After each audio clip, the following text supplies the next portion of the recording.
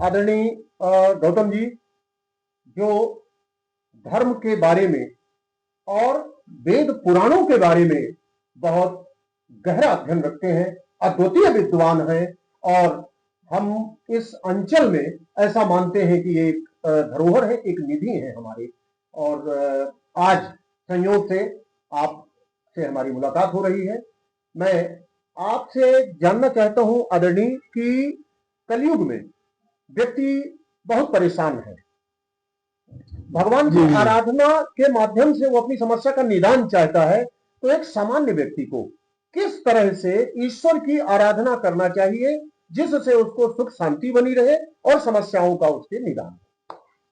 बहुत अच्छा त्रिपाठी जी, आपने जो पूछा है, धर्म का जहां तक सवाल है, धर्म न तो घंटी बजाने से होता है और न ही शंख बजाने से होता है और बहुत पूजा अर्चना करने से होता है। धर्म का जहां तक सवाल है, धर्म केवल 4 चीजों में निहित होता है: सत्य बोलना, पवित्र रहना, किसी के प्रति दया करना, सहिष्णुता हो, और उस व्यक्ति की मदद करना जो वो मदद के काबिल हो। जहां तक सवाल है सत्य का, आप कम बोलिए लेकिन जहां बोलिए सत्य बोलिए, ये धर्म है जी। पवित्रता का मतलब नहीं कि आप खूब गंगा स्नान करिए, नर्मदा स्नान करिए, त्रिपुरा बालाजी जाइए, पद्मनाभ जाइए, इससे कोई मतलब नहीं है। आप पवित्र रहिए, किसी के प्रति ईर्ष्या न हो, मन पवित्र हो, द्वेष न हो, राग न हो, सबके कल्याण के प्रति आपकी बढ़िया भावना हो। और जहां तक हो सके आप अपने शरीर से, मन से, वचन से उसकी मदद करिए, और सबके प्रति दया होनी चाहिए। यह है पवित्रता। दया, चाहे वो मच्छर हो और यहां तक कि किलनी लगी हो अगर मवेशी के, तो उसकी भी सुरक्षा करनी चाहिए। पशु का, पक्षी का, पेड़ तक बोलते हैं, उनके प्रति आप दया करिए, और दान उसी को दीजिए इसको देने से उसका पेट भरे, उसकी बुद्धि पात्र को देना चाहिए, और उसे दान निरर्थक होता है। यह है तो हुई अब धर्म की प्रवृत्ति। अब हमको धर्म को आचरित किस तरह करना है? प्रातः काल उठते ही हम अपनी नित्य क्रिया से फुर्सत होकर के अवगाहन करें, स्नान कर लें।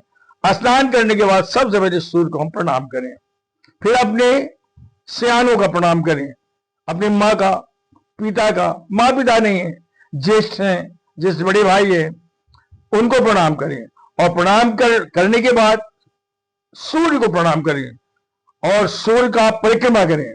सूर्य की परिक्रमा करने के बाद हम अपना स्नान करने के बाद गायत्री मंत्र का जप करें। संसार में की कितनी परिक्रमा करनी चाहिए? 7। सूर्य की 7 परिक्रमा करना चाहिए। भगवान विष्णु की 4 करना चाहिए, देवी जी का 1 करना चाहिए, और भगवान शंकर का आधा परिक्रमा करना चाहिए। शास्त्र में ही चाहिए। और 7 परिक्रमा, और सूर्य को जितना ही आप प्रणाम करेंगे उतना ही जल्दी सूर्य सिद्ध होते हैं, और आपके ऊपर सूर्य की कृपा होगी। जितना आप प्रणाम करेंगे, जितना हर बार प्रणाम करेंगे, मध्याह्न में, पूर्वाह्न में और अपराह्न में, तीनों समय अगर आप सूर्य का प्रणाम करेंगे, सूर्य की कृपा निश्चित होती है, अन्यथा उसका प्रभाव अच्छा होता है। ये हुआ अर्चना। इसके बाद जो भी आप कर सकते हैं दूसरे काम, भगवान का आराधन करिए। जो 3 शक्तियां हैं, ब्रह्मा विष्णु महेश की, उनमें जिसको आप अपना इष्ट बना लें, चाहे वो विष्णु हो, चाहे राम हो, चाहे भगवान शंकर हो, चाहे देवी जी हो, चाहे गणेश जी हो, इष्ट का निर्धारण करके फिर उनकी आप पूजन करिए, पद्धति के अनुसार करिए जो शास्त्र में निहित है। हाँ, उनका ध्यान, आसन, अर्चन, पाद्य, स्नान, वस्त्र, उपवस्त्र, जो भी उचित है, हाँ, मैंने जो इस तरह से पूजा करके पूजा करनी। और उसमें सबसे मुख्य चीज है और आरती करना। आरती करने से इसके बाद पुष्पांजलि दे दे, पुष्पांजलि से पूरी पूजा हो जाती है। इस तरह से धर्म का आचरण करना चाहिए। अच्छा, हमने ये देखा है कि लोग परेशान बहुत रहते हैं और असंतुष्टि है लोगों में। हाँ। इसकी क्या वजह है? असंतुष्टि केवल है, लाभ और लोभ में त्रिपाठी थोड़ा अंतर है। लाभ और लोभ में थोड़ा अंतर है। क्या अंतर है? लाभ में ओ की मात्रा जब लग जाती है तो लोभ हो जाता है। तो जहां लोभ की प्रवृत्ति हुई तहां आदमी परेशान हो जाता है। जो हमको मिल जाए, जो हमको अपनी कमाने से, अपने परिश्रम से, अपने योग से, अपनी क्रिया से जो मिल जाए वो लाभ है। और जब उसको हम मात्रा माने होता है भार, जब हम लाभ में भार लगा देंगे, ओ की मात्रा लग जाती है, ओ की मात्रा जब भार लग जाता है तो भार से लोभ पैदा हो जाता है। तो लोभ आदमी को परेशान कर रहा है।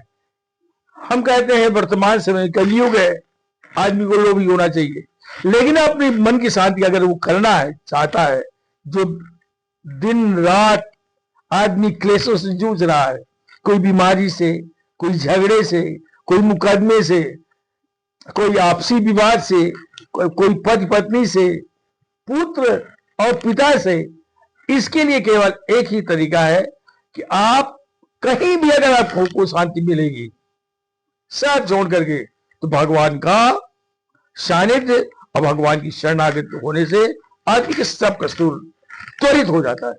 भगवान की शरण में जाना चाहिए और भगवान के प्रति श्रद्धा बनाए रखना चाहिए। इससे लोगों का कल्याण होगा। कलयुग मतलब आज के समय में जो परिस्थितियां हैं उसके संबंध में आदरणीय गौतम जी ने केवल संसार का एक ही बात तो है, आप कितना भी परेशान हो, कितना भी आपको कष्ट हो, तो आकाश से अंगारे बरसते हो, पानी बरसते हो, तन्मयता से अगर आप सूर्य का प्रणाम करें या किसी भी अपने इष्ट देव का प्रणाम करें तन्मयता से, त्वरित उसी समय आपको सुख और शांति मिल जाएगी। यह संदेश आप लोगों तक हमने पहुंचाया एक बहुत विद्वान व्यक्ति के मुख से, सीधे आप ये बात जान रहे हैं। इसलिए ईश्वर की शरण में जाइए। हरि शरण न एक बाधा, ईश्वर की शरण में कोई बाधा नहीं, कोई संकट नहीं रहेगा। चैनल को सब्सक्राइब करते रहिए। हम फिर मिलते रहेंगे इसी तरह से प्रकांड विद्वानों के साथ और अद्भुत आपके कल्याण की बातें लेकर।